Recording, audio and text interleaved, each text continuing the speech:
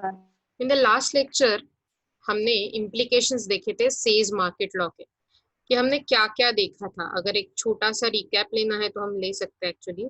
कि हमने फीचर्स देखे थे सेज लॉ के, जिसमें था production creates demand for goods, barter and monetised economy, no general over production, then savings and investment equality, मतलब savings is equal to investment, and flexibility in wages. और flexibility in wages दिखाने के लिए मैंने बोला था ये बहुत इंपॉर्टेंट पॉइंट है, क्योंकि इसमें रेट ऑफ इंटरेस्ट बहुत ही वाइटल रोल प्ले करता है। रेट ऑफ इंटरेस्ट की वजह से आप डिटरमाइन करते हो कि आपको सेविंग्स करना है कि नहीं। सिंपली अगर आपको मैं दिखाना चाहूँ तो इकोनॉमिक्स में बड़े बड़े ग्राफ्स रहते हैं, पता है, और बहुत सारे वो मतलब डेंजर भी लगते हैं क्योंकि वो हमें समझ में नहीं आते बेसिकली। तो लेट्स सी एक छोटा सा ग्राफ जो समझ में आ जाए। ओके, तो मैंने ये एक्स एक्सिस और एक वाई एक्सिस निकाला है। यहाँ पर ना रेट ऑफ इंटरेस्ट है, ओके, और यहाँ पर है इन्वेस्टमेंट। तो क्या है एक्चुअली कि ये एज इट इज हमारा ऊपर जाने वाला जो ग्राफ रहता है वो सप्लाई का ग्राफ रहता है, आपको याद है राइट। और नीचे आने वाला जो ग्राफ है डाउनवर्ड स्लोप वाला, वो डिमांड वो ग्राफ रहता है डिमांड का graph, right. Let me paint it in a different colour to avoid confusion. Okay okay, तो सिंपली ये जो नीचे आने वाला ग्राफ है उसको हम बोलते हैं इन्वेस्टमेंट। और ये इन्वेस्टमेंट का क्या है, इन्वेस्टमेंट का ये है डिमांड। ओके, सिंपली ये सेविंग्स है और सेविंग्स का ये सप्लाई है। ओके, आपको समझ में आ रहा है, मैंने आपके सामने वो किया है। तो अब क्या होगा, जहां पर इन्वेस्टमेंट का डिमांड और सेविंग्स का सप्लाई, सेविंग्स जब आप डालोगे कहीं पर तभी तो आप एक्चुअली पाओगे कि जो भी मतलब जैसे जैसे रेट ऑफ इंटरेस्ट बढ़ता जाता है, ओके, जैसे जैसे रेट ऑफ इंटरेस्ट जो आपको सेविंग करने पे मिलता है, मतलब ज्यादा पैसे डिपॉजिट किए तो सेविंग्स भी बढ़ता जाता है। ये आपको समझ में आ रहा है? और सिंपली जैसे जैसे उल्टा होगा, रेट ऑफ इंटरेस्ट जैसे बढ़ेगा तो इन्वेस्टमेंट के साथ इसका कैसा रिलेशन होगा, इसका रिलेशन इनवर्स होने वाला है, मतलब इन्वेस्टमेंट कम हो जाएंगे, क्योंकि लोग ज्यादा सेविंग करेंगे, इन्वेस्टमेंट नहीं करेंगे। ये दोनों फैक्टर आपको समझ में आ रहा है? एनीबडी हु वांट्स टू से, मुझे बताओ ये पहले वाला जो मैंने रिलेशन दिखाया है आपको, ये वाला, ओके, तो ये वाला जो रिलेशन है क्या आप वो मुझे बता सकते हो? Rate of interest increases, saving increases, anybody? Okay, so let me give you brief about it. Okay, जैसे जैसे, हाँ, यस, हुज देयर? किसी को बताना है? मैम फिर से समझा नहीं थे। ठीक है, मैं बता देती हूँ। ओके, देखो, सो अब अभी आपके सामने जो ग्राफ है ना उस पर जो वाई एक्सिस है, मतलब ये वाला एक्सिस, वहां पर मैंने प्लॉट किया है रेट ऑफ इंटरेस्ट को। ओके, रेट ऑफ इंटरेस्ट मतलब वो इंटरेस्ट जो आपको मतलब वो इंटरेस्ट का रेट जिसके हिसाब से अगर आप सेविंग्स मतलब बैंक में सेविंग में आप पैसे डाल देते हो सेविंग अकाउंट में, तो आपको क्या मिलता है, सेविंग्स के हिसाब से इंटरेस्ट मिलता है 4%, 4.5%, ऐसा ऐसा कुछ परसेंट में मिल जाता है, राइट। ये आपको रूल बेसिक पता है, बैंक में अगर सेविंग्स में पैसे डालोगे तो आपको कुछ इंटरेस्ट मिलता है, 4 to 4.5% something like that. Okay, तो सिंपली अगर मेरे बैंक ने ऐसे तय किया कि नहीं मैं तो 6% इंटरेस्ट दूंगी अगर आप सेव कर रहे हो, तो मैं क्या करूंगी, क्या मैं इन्वेस्टमेंट करूंगी शेयर मार्केट में? नहीं, क्योंकि savings is the best thing, मुझे 6% मिल रहा है श्योर शॉट, तो मैं डायरेक्टली मेरा सेविंग्स बढ़ा दूंगी। इसके इसीलिए ऐसे बोलते हैं कि अगर रेट ऑफ इंटरेस्ट आपका बढ़ जाए, बैंक जो देती है, तो आपका सेविंग्स भी बढ़ जाएगा। ओके, तो क्या होता है सेविंग्स ये सप्लाई कर्व जैसा बनता है। अगर आपको सप्लाई कर्व पता है, ऊपर जाने वाला डिमांड सप्लाई लॉ में जो हमने सीखा था, तो सप्लाई कर्व जैसे ऊपर बनता है, तो अगर ये मार्केट सिनारियो को कंसिडर करो, ये जो ग्राफ है इसको मार्केट बोलो, तो जैसे जैसे रेट ऑफ इंटरेस्ट बढ़ता जाएगा वैसे वैसे आपके सेविंग्स का सप्लाई भी बढ़ता जाएगा। ये समझ में आ रहा है अभी जायद? समझ में आ रहा है? yes, okay. अब ऐसे डेफिनेटली कंप्लीटली उल्टा क्या है कि अगर रेट ऑफ इंटरेस्ट है वो बढ़ता है तो मेरा इन्वेस्टमेंट कम हो जाएगा। क्योंकि yes, हाँ, क्योंकि क्या होगा, जैसे जैसे रेट ऑफ इंटरेस्ट बढ़ेगा मैं ज्यादा से ज्यादा सेविंग में डाल दूंगी ना पैसे, मैं शेयर्स में नहीं डालूंगी या फिर और कुछ इन्वेस्टमेंट के ऑप्शन है मैं वो नहीं देखूंगी। मैं क्या बोलूंगी, नहीं मुझे सेफली सेविंग में डालना भी ओके है, मैं कभी भी निकाल सकती हूँ पैसे, तो I will prefer savings over investment. Right? आपको डिफरेंस तो पता है सेविंग और इन्वेस्टमेंट में। सेविंग में आप पैसे खुद के लिए रखते हो, इन्वेस्टमेंट में आप वो किसी बिजनेस के लिए या फिर ऐसे डाल देते हो, जैसे कि आप शेयर्स खरीदते हो, म्यूचुअल फंड्स खरीदते हो या ऐसे कुछ इंस्ट्रूमेंट्स में इन्वेस्ट करते हो। ओके, तो जैसे जैसे बैंक का रेट ऑफ इंटरेस्ट बढ़ेगा सेविंग बढ़ेगा, लेकिन मेरा इन्वेस्टमेंट कम होता जाएगा। राइट है? तो देखो इन्वेस्टमेंट का ग्राफ अगर नीचे नीचे आता है ये ग्राफ, ओके, और ये आईडी मतलब इन्वेस्टमेंट का डिमांड है और एसएस मतलब सेविंग्स का सप्लाई। तो इसकी वजह से हम क्या आते हैं, हम हमारे एक और पॉइंट पे आते हैं, जो पॉइंट को हम बोलते हैं इक्विलिब्रियम पॉइंट। ये देखो ये वो पॉइंट है। ओके, इसको हम बोलेंगे लेट्स से ई। ओके, तो ये बन गया आपका इक्विलिब्रियम पॉइंट। अब क्या होगा कि ये अगर हम पीछे लाकर छोड़े और ये यहाँ पर लाकर छोड़े तो हमें मिलता है कि एक्चुअली मार्केट में कितना इन्वेस्टमेंट हो जाएगा और कितने रेट ऑफ सेविंग्स आपको मिलेंगे। ओके, इसको हम आर स्टार बोल देते हैं। आर स्टार, और ये हम इसको आई स्टार बोल देते हैं। ओके, तो इसका मतलब हम इक्विलिब्रियम पे पहुंच गए। कैसे इक्विलिब्रियम पे? जहां पर रेट ऑफ इंटरेस्ट और इन्वेस्टमेंट का इक्विलिब्रियम आया, ये पॉइंट जो है आपका, यहाँ पर आपको optimum utilisation of savings and investment मिलेगा।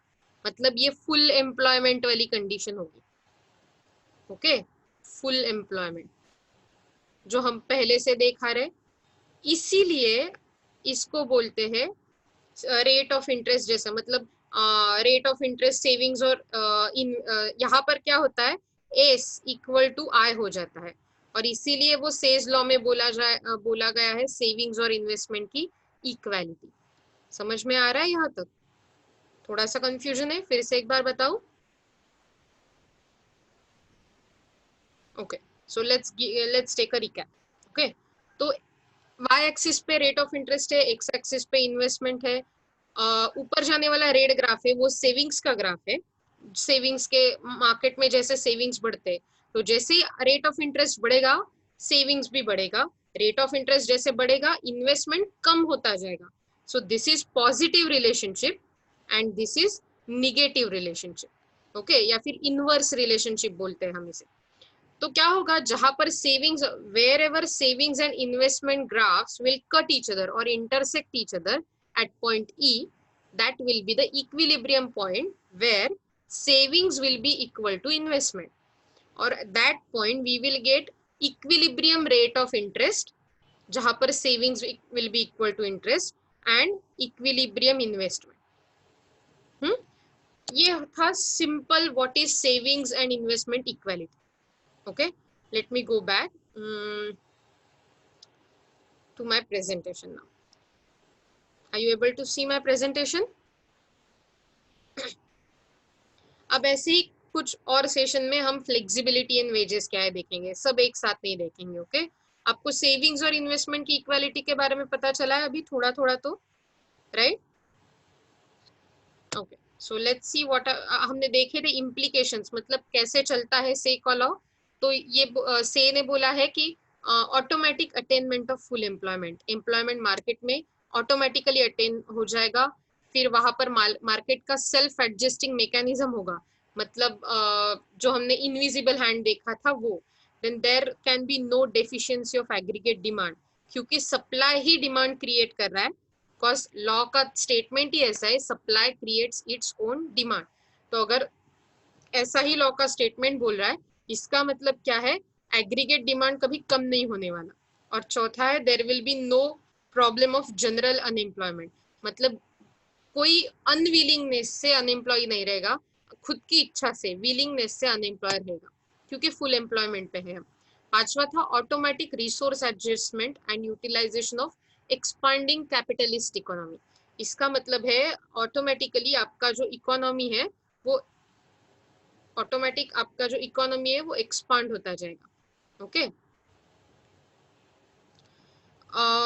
यूटिलाइजेशन, क्योंकि हम ऑप्टिमम यूटिलाइजेशन ऑफ रिसोर्सेस करेंगे, हम मैक्सिमम, ज्यादा से ज्यादा रिसोर्सेस को यूटिलाइज करेंगे, and money will only play passive role of being medium of exchange.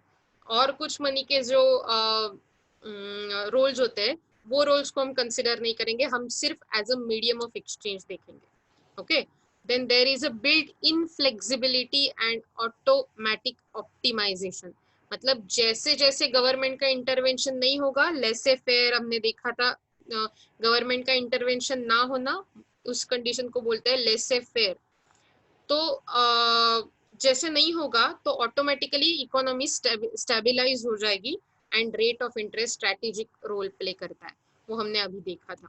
Okay, then obviously ये लॉ हमने पढ़ा, हमें अच्छा लगा, लेकिन आगे आगे जो इकोनॉमिस्ट आते हैं जो ये लॉ पढ़ते हैं, तो उस उनमें से एक थे केन्स, और इन्होंने बोला कि इनको ये लॉ मतलब कुछ ठीक ठाक नहीं लग रहा है, उनको कुछ क्रिटिसिज्म है, कुछ टीका है, और इसीलिए उन्होंने पहला क्रिटिसिज्म दिया, supply does not create it's demand, मतलब सप्लाई खुद का डिमांड कभी क्रिएट नहीं करता, that's a just assumption made by से। क्यों? Says law assumes that production creates market for goods, जैसे जैसे प्रोडक्शन होता जाता है अपने आप डिमांड आने लगती है, therefore supply creates its own demand, and इसीलिए वो बोला गया कि supply creates its own demand, से ने बताया। लेकिन but this proposition is not applicable to modern economics where demand does not increase as much as production increases। तो क्या होता है, लेकिन जहाँ पर मॉडर्न इकोनॉमीज में, मतलब जहाँ हम अभी के लिए एक्ट कर रहे हैं, एक्टिव है, वैसे मॉडर्न इकोनॉमीज में एक्चुअली जैसे प्रोडक्शन बढ़ता है वैसे डिमांड नहीं बढ़ती। क्यों? क्योंकि it is also not possible to consume only those goods which are produced in the economy, क्योंकि हमें सिर्फ वही गुड्स नहीं, अगर इंडिया में जूट, राइस, व्हीट ऐसे ही सिर्फ बन रहा है और मुझे मोबाइल चाहिए, तो क्या मैं सिर्फ जूट, राइस, दाल यही कंज्यूम करती रहूंगी? नहीं, मैं इंपोर्ट करूंगी मेरा मोबाइल कहीं से और फिर यूज करना शुरू कर दूंगी। ऐसे बहुत सारी चीजें हैं जो कॉम्प्लिकेटेड है, मतलब एक तो इकोनॉमी कभी क्लोज नहीं रहने वाली, मतलब ओपन इकोनॉमी रहने वाली, तो इंपोर्ट एक्सपोर्ट हो गए। दूसरी चीज कि आज के जमाने में कौन ऐसा करता है कि जो भी आया वो आइदर मैंने इन्वेस्ट किया या फिर मतलब सेव किया या फिर कंज्यूम किया।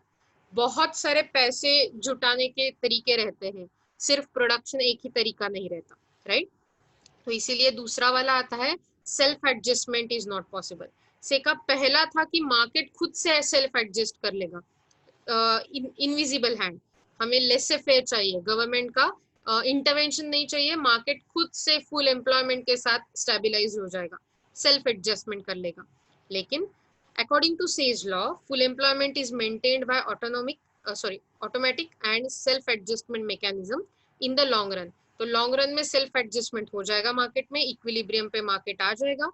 But Keynes had no patience to wait for that longer period, for he believed that in a long run we are all dead। हमने देखा था वो पिक्चर जहाँ पर केन्स बोल रहा है कि इन अ लॉन्ग रन, मतलब लॉन्ग टाइम में हम सब तो मर जाएंगे, फिर क्या फायदा है सेल्फ एडजस्टमेंट तब होने का।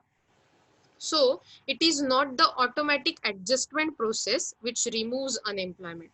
तो कोई ऑटोमेटिक एडजस्टमेंट प्रोसेस नहीं रहेगा जिसमें अनएम्प्लॉयमेंट रिमूव हो जाएगी, लेकिन unemployment only can be removed by increase in the rate of investment. अगर हम इन्वेस्टमेंट बढ़ाते हैं तो नए जॉब क्रिएट होंगे, क्योंकि नए प्रोड्यूसर्स मार्केट में आएंगे, नए नए सर्विस प्रोवाइडर्स मार्केट में आएंगे, और फिर लोगों को जॉब्स मिलेंगे। So unemployment can only be removed with the increase of investment. और ये increase in rate of investment के लिए हमें क्या चाहिए? गवर्नमेंट का इंटरवेंशन चाहिए, आरबीआई का इंटरवेंशन चाहिए। ओके, समझ में आ रहा है? Third is money is not neutral.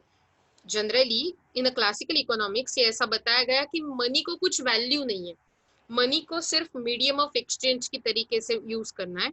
लेकिन अब Say's law of market is based on the barter system, हमने देखा था, and ignores the role of money in the system. ये मनी का क्या रोल होता है मार्केट में, ये पूरा का पूरा इग्नोर कर देता है, सिर्फ मनी को as a medium of exchange देखता है। Say believes that money does not affect the economic activities of the market. तो मनी का कम होना, ज्यादा होना, इससे इकोनॉमिक एक्टिविटी मतलब अफेक्ट नहीं होती, ऐसा से का मानना था। On the other hand Keynes has given due importance to money. लेकिन ये जो केन्स साहब है, इन्होंने बहुत ही इम्पोर्टेंस दिया है मनी को, क्योंकि money is what matters, right? He regards money as a medium of exchange. उन्होंने मनी को मीडियम ऑफ एक्सचेंज ही रखा। Money is held for income and business motives. तो मनी किस लिए हाथ में था? इनकम और बिजनेस मोटिव, मतलब बिजनेस बढ़ाने के, प्रॉफिट जुटाने के और खुद को इनकम पाने के मोटिव के लिए मनी था। Individual holds money for unforeseen contingencies while businessman keep cash in reserve for the future activities.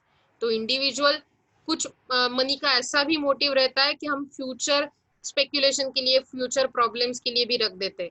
तो इंडिविजुअल मतलब आप में ये सब कुछ सेविंग्स में या फिर कुछ हमारे पास पैसे क्यों लिक्विड रखेंगे कि अगर कुछ बाद में लगे, कुछ कुछ घर में फेस्टिवल हो या फिर कुछ घर में इमरजेंसी आ जाए, इसलिए मनी रखते हैं। और बिजनेसमैन किस लिए ऐसे मनी रखते हैं? क्योंकि उनको future investment, future activity, future economy के बारे में एक थोड़ा प्रिकॉशन की तरीके से मनी को देखना है। और इसीलिए प्रिकॉशन मोटिव से भी मनी को रखा जाता है। So money is not neutral, money has so many purposes for so many motives. पहले तो इनकम मोटिव था, फिर बिजनेस मोटिव है, फिर उसके बाद सेविंग्स का मोटिव है, और फ्यूचर एक्टिविटीज के लिए या फिर फ्यूचर के प्रॉब्लम्स के लिए, थोड़े रिस्क के लिए हमें वो भी रखना है प्रिकॉशन मोटिव के लिए। समझ में आ रहा है? ये 3 पॉइंट्स मैंने आपको 3 पॉइंट्स बताए क्रिटिसिज्म्स के, कि supply does not create it's own demand. आज के दिन में डायरेक्टली जो भी प्रोड्यूस हो रहा है उसका सबका कंजम्पशन नहीं होता। दूसरा, self adjustment is not possible, क्योंकि we are thinking about long run, लेकिन इतने लॉन्ग रन में रुकने जैसा हमारे पास इतना टाइम नहीं है, क्योंकि now is the dynamic world, और now is the time for dynamic world, जहां सेकंड सेकंड में कुछ ना कुछ चेंजेस होते रहते हैं। और तीसरा था, the money is not neutral, money has so many motive, so many purposes. सिर्फ मीडियम ऑफ एक्सचेंज की मतलब को कंसिडर करके हम मनी को नहीं रख सकते। आपको ये तीनों समझ में आ रहा है? ओके, अगर नहीं आते हैं तो please raise your hand, I will explain it again. Then fourth is over production is possible. तो जैसे कि से बोल रहा था, हमने कल देखा था कि ओवर प्रोडक्शन ही पॉसिबिलिटी नहीं है, या फिर अगर होता भी है तो वो टेम्पररी होता है और लॉन्ग रन में ये उसका इफेक्ट चला जाएगा। लेकिन Say's law is based on the proposition that supply creates its own demand and there cannot be general overproduction। तो से को ऐसे लगता है कि जनरल ओवर प्रोडक्शन नहीं हो जाएगा, but Keynes does not agree with that proposition. Keynes को नहीं मतलब वो नहीं मानता। According to him, all income accruing to the factors of production is not spent, but some fraction out of it is saved, which is not automatically invested। तो जैसे कि हम बोलते थे, जो भी इकोनॉमी में सेविंग्स है, आपको पता है हमने ये देखा था जब मैंने आपको ये व्हाइट बोर्ड के बारे में ये दिखाया था, राइट? तो मैंने यहाँ पर आपको बोल दिया था, आपको प्रूव करके दिखाया था कि savings is equal to investment है, राइट? अगर आप इक्विलिब्रियम पे पहुंचो, that is what they called in a classical economics. लेकिन अब ये जो केन्स भाई साहब आए हैं हमारे पास, तो इन्होंने क्या बोला कि हर बार जो भी सेविंग्स होता है वो इन्वेस्टमेंट में कन्वर्ट हो, ऐसी पॉसिबिलिटी नहीं है।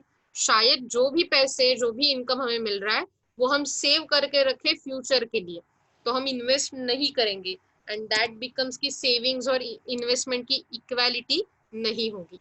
ओके, फिर उसके बाद क्या था, therefore savings and investment are not always equal and it becomes the problems of overproduction and unemployment. और इसीलिए प्रॉब्लम ऑफ ओवर प्रोडक्शन हो सकता है, मतलब पूरे के पूरे पैसे इनकम का कंजम्पशन नहीं होगा, y will not equal to be just give me a moment, okay, I'll show you.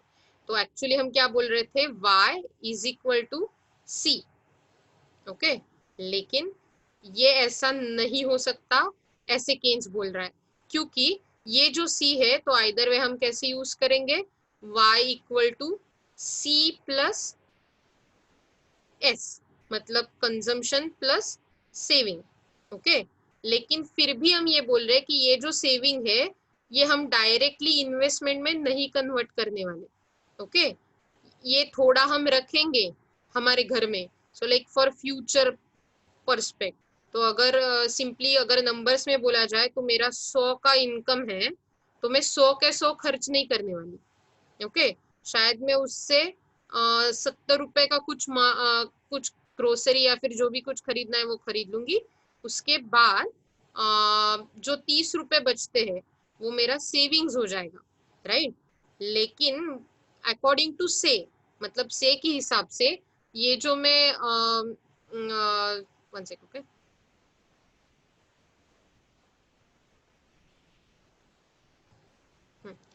According to से ये जो 30 के 30 है वो इन्वेस्टमेंट में चले जाएंगे। लेकिन केन्स क्या बोल रहा है, नहीं ऐसे नहीं होगा।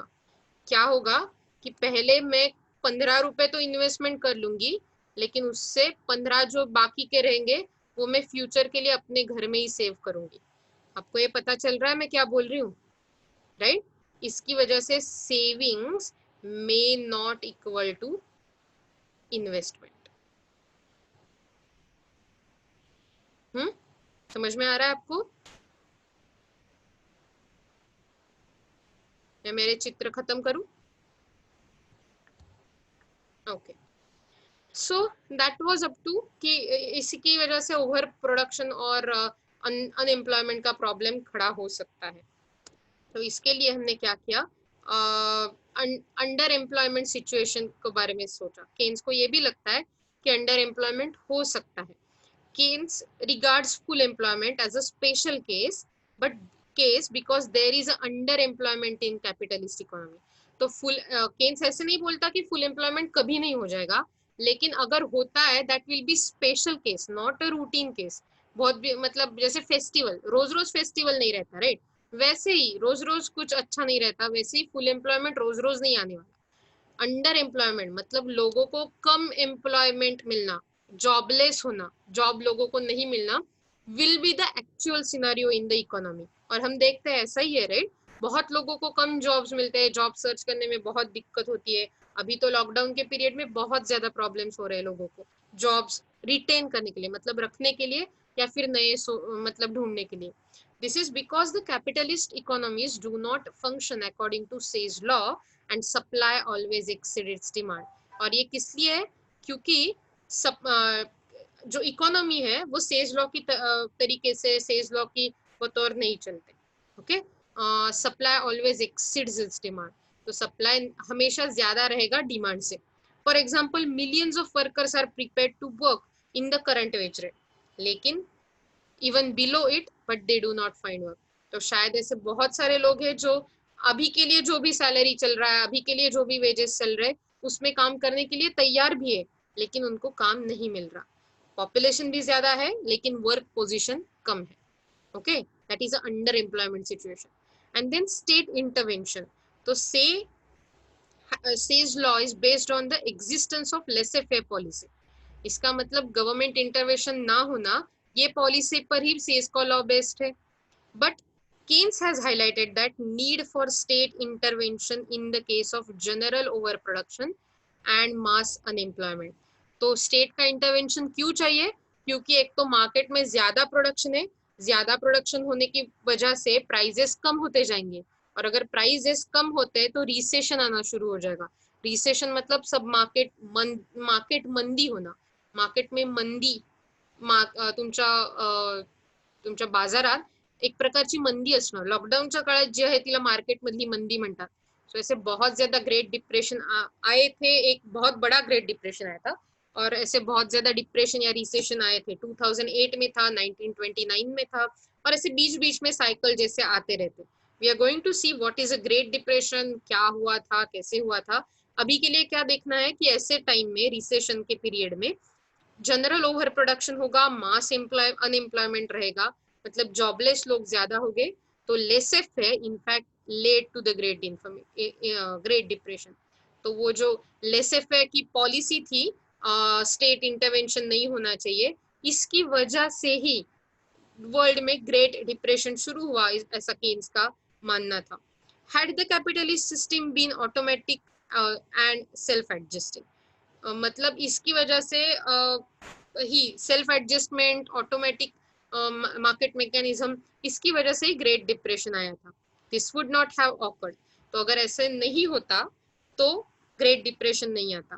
Keynes therefore advocated state intervention for adjusting supply and demand, तो केन्स इसकी वजह से केन्स ने ऑटोमेटिक सप्लाई और डिमांड को नकारा और बोला कि स्टेट इंटरवेंशन चाहिए, गवर्नमेंट का इंटरवेंशन, हेल्प चाहिए हमें within the economy through fiscal and monetary measures. Okay, let's see. Equality through income. Keynes does not agree with the classical view that the equality between savings and investment is brought through the mechanism of interest rate. तो अभी के लिए हम यही देख रहे थे कि रेट ऑफ इंटरेस्ट कितना इंपॉर्टेंट है, कितना इंपॉर्टेंट है, कितना इंपॉर्टेंट है, लेकिन केन्स ने आकर बता दिया कि भैया ये कुछ इंपॉर्टेंट नहीं है रेट ऑफ इंटरेस्ट, क्योंकि इंटरेस्ट रेट से ज्यादा और कुछ चीजें हैं जो इंपॉर्टेंट रहती है सेविंग्स एंड इन्वेस्टमेंट की इनइक्वालिटी दिखने के लिए। But in reality it is the changes in income rather than the rate of interest which brings to equality. तो उन्होंने क्या बताया कि सिर्फ रेट ऑफ इंटरेस्ट पर डिपेंड नहीं करता सेविंग्स, लेकिन इनकम अगर चेंज हो जाए तो भी सेविंग्स और इन्वेस्टमेंट की इक्वालिटी चेंज हो जाएगी। जैसे कि अगर मेरा इनकम बढ़ेगा, आज तक मुझे 100 रुपए मिलते थे, तो उसमें से मैं सिर्फ 30 रुपए सेव कर रही हूँ, राइट। लेकिन अगर आज मेरे 1000 रुपीज मुझे मिल गए, तो ऑब्वियसली मेरा सेविंग्स बढ़ेगा, even though rate of interest same है, 1000 रुपए हाथ में आने की वजह से मैं सेविंग्स बढ़ाऊंगी, राइट। दैट्स व्हाई केन्स बताते रहे कि change of income also plays important role in the savings and investment inequality. Okay, तो हम R को कंसिडर करते थे important factor in a classical economy, लेकिन केन्स का मानना था not only R but changes in income also plays very important role. Okay, wage cut no solution. तो अभी के लिए कैसा था प्रिंसिपल हम देखते हैं। Okay, Pigou, he is also well known economist. So Pigou favored that the policy of wage cut, मतलब वेजेस जो रेट है, अगर 100 आपकी सैलरी है, थोड़ा कम कर दो तो अनएम्प्लॉयमेंट का प्रॉब्लम सॉल्व हो जाएगा। कैसे वो देखते हो। Okay, so wage cut to solve the problem of unemployment, ऐसे पिगू बोलते थे। But Keynes opposed such policy both from the theoretical and practical point of view. तो केन्स ने क्या बोला, ये ऐसा नहीं हो सकता। क्यों? देखो, वेज कट मतलब क्या है कि जैसे कि दो लोगों को, yes Maria, do you want to say something? I could see your hand, इसलिए पूछ रही हूँ मैं। हेलो मरिया, ओके, तो अगर कुछ है बता देना, ओके मुझे। तो wage cut will not be a solution, तो Pigou favoured the policy of wage cut. तो मैं वेज कट के बारे में आपको बता रही थी। तो अगर दो बंदों को 100 रुपए की सैलरी मिल रही, हर एक दिन 100 रुपए मिल रहे, तो पिगू या फिर ऐसे क्लासिकल लोगों का क्या कहना था कि अगर मुझे ज्यादा लोगों को जॉब्स देने हैं तो मुझे क्या करना पड़ेगा, अभी जिनको 100 रुपए मिल रहे उनके वेजेस थोड़े कम करने पड़ेंगे। तो जैसे कि अभी मैंने जिनको 100 रुपए मिल रहे उनको 50-50 देना शुरू कर दिया, तो मेरे पास बचेंगे कितने, एक को 50 दिया, दूसरे को 50 दिया, तो और 100 बचते हैं, क्योंकि पहले मैं 100 करके 200 देती थी, अब मैंने 100 ही दिए, तो मेरे पास 100 रुपए और बच गए। इसकी वजह से मैं और दो एम्प्लॉयज जिनको मैं 50-50 रुपीज दे सकती हूँ, एम्प्लॉय कर सकती हूँ, मतलब एम्प्लॉयमेंट बढ़ेगा। Are you getting what is wage cut? तो मैं क्या करूंगी, जो भी अभी काम पे लोग आ रहे हैं उनको उनके वेजेस कम कर दूंगी, और उनके वेजेस कम करने के बाद जो पैसे बचते हैं वो पैसे की मदद से और किसी को जॉब दूंगी। And it's not practical, right? अगर आप काम कर रहे हो और आपकी सैलरी कम कर दी जाए तो क्या आप काम पर रहोगे? आप बोलोगे नहीं यार, मैं कहीं और काम ढूंढ लेता हूँ, मुझे छोटे सैलरी में काम नहीं करना है। that would be your take on it. Okay. I'll just keep it open for you for 2 minutes and just wait here. मैं आपको ये दूसरा वाला पॉइंट भी ओपन करके देती हूँ, just read it. I'll ask some question about it. Okay. Okay, so wage cut ऐसा कुछ सॉल्यूशन तो होने वाला नहीं है, राइट? तो theoretically a wage cut policy increases unemployment instead of removing it. तो इसकी वजह से क्या होगा, जो आप जिसके आपने पैसे कम कर दिए सैलरी में, वो आदमी भी बोलेगा चलो छोड़ दो जॉब, मुझे उतना ही काम करना है लेकिन पैसे कम लेना है, ऐसे कैसे चलेगा, और वो भी जॉब छोड़ देगा। इसकी वजह से क्या होगा, अनएम्प्लॉयमेंट बढ़ेगा। Okay, practically workers are not prepared to accept cut in a money wage. ऐसे चलेगा क्या कि अपना सैलरी कम करके किसी दोस्त को जॉब देना? नहीं चलेगा। अरे हम, मेरा भी लाइफ है, मुझे भी अपने कोई भी रिलेटिव्स है उनको फीड करना है, उनको खाना देना है, फिर उन घर चलाना है, ऐसे सब वर्कर्स बोलेंगे, right? Keynes therefore favored a flexible monetary policy to a flexible wage policy. इसलिए फ्लेक्सिबल वेज को कट करके केन्स ने एक नई पॉलिसी बताई, that is called flexible monetary policy, to raise the level of employment in the economy. Economy में जो employment चल रहा है वो बढ़ाने के लिए ये पॉलिसी दी गई। Okay, that is a wage cut no solution. आपको ये पॉइंट समझ में आ रहा है? Okay, then demand creates its own supply. Say's law of a market is based on the proposition that supply creates its own demand. हमें तो पता है, हमने इतनी बार अभी देखा है ये। लेकिन therefore there cannot be general overproduction and mass unemployment, ये भी हमने देखा है। Yes, is there any difficulty? Okay, Keynes has criticized that this proposition and propounded, Keynes ने ये बोला कि ऐसा हो ही नहीं सकता, and propounded that the opposite view that demand creates its own supply. Keynes ने अपोजिट व्यू डाल दिया, सप्लाई से बोल रहा था supply creates its own demand, लेकिन केन्स ने बोल दिया नहीं भैया, मुझे लगता है demand creates its own supply. Demand अपना खुद का सप्लाई बना लेगी, मतलब मैं जितना डिमांड कर रही हूँ उतना प्रोडक्शन बनेगा। अगर मैंने 4 गाड़ी मतलब कार्स खरीदना चाहा तो वो 4 कार्स खरीदे जाएंगे, 4 कार्स बनाए जाएंगे, रादर देन 4 कार्स बनाए हैं इसलिए मैं 4 कार्स खरीदूंगी। Okay, unemployment results, just a moment. Okay,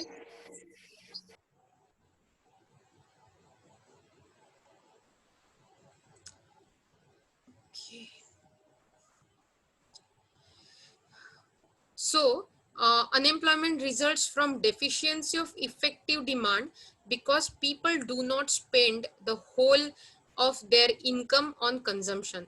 क्योंकि लोग अपना पूरा का पूरा इनकम कंजम्पशन पे नहीं स्पेंड करते, कुछ सेव करते, कुछ इन्वेस्टमेंट करते, कुछ फ्यूचर के लिए प्रिकॉशस मनी करके रखते हैं।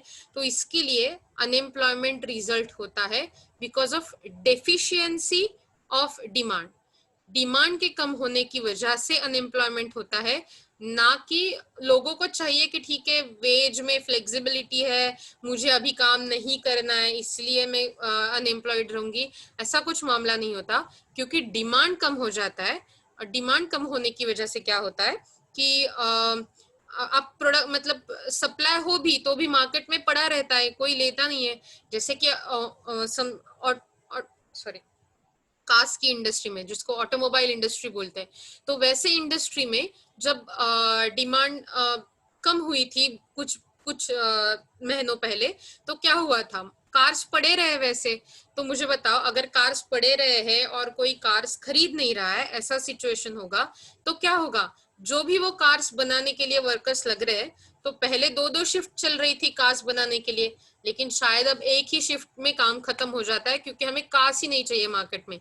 मार्केट में ऑलरेडी कार्स अवेलेबल है लेकिन कार्स की डिमांड नहीं है, क्योंकि अभी देखो लॉकडाउन में तो सब बंद है, कोई कार यूज ही नहीं कर रहा है ज्यादा, तो उसका मतलब बाइंग और सेलिंग भी कम हो जाएगा, तो डिमांड कम हो जाएगा। डिमांड कम होने की वजह से सप्लाई भी कुछ मतलब है, लेकिन वो ओवर प्रोडक्शन हो जाएगा। मतलब मार्केट में कार्स है, फिर इंडस्ट्री में कार्स पड़े हैं जहां पर वेयर हाउस होगा वहां पर, लेकिन कोई खरीद नहीं रहा है, तो ओवर प्रोडक्शन हो जाएगा। और ओवर प्रोडक्शन होने की वजह से जो भी कार बनाने वाले वर्कर्स है उनको निकाल दिया जाएगा, क्योंकि अब उनके सर्विस की जरूरत ही नहीं पड़ी, तो अनएम्प्लॉयमेंट बढ़ जाएगा। इसके लिए जब अब तक हम क्या देख रहे थे, सप्लाई जो है वो मार्केट को रूल कर रहा है। केन्स आया और उन्होंने आकर बोल दिया कि नहीं नहीं, सप्लाई कुछ रूल नहीं कर रहा है, डिमांड रूल कर रही है। सो डिमांड की वजह से आइदर वे ओवर प्रोडक्शन हो रहा है, अनएम्प्लॉयमेंट हो रहा है, या फिर सब कुछ स्मूथली चल रहा है। और दूसरी बात, वेज कट सॉल्यूशन हो नहीं सकता। इक्वालिटी जो इनकम मतलब इन्वेस्टमेंट और सेविंग्स की इक्वालिटी थी, वो सिर्फ रेट ऑफ इंटरेस्ट से नहीं पता चलेगी, हमें चेंज इन इनकम को भी देखना पड़ेगा।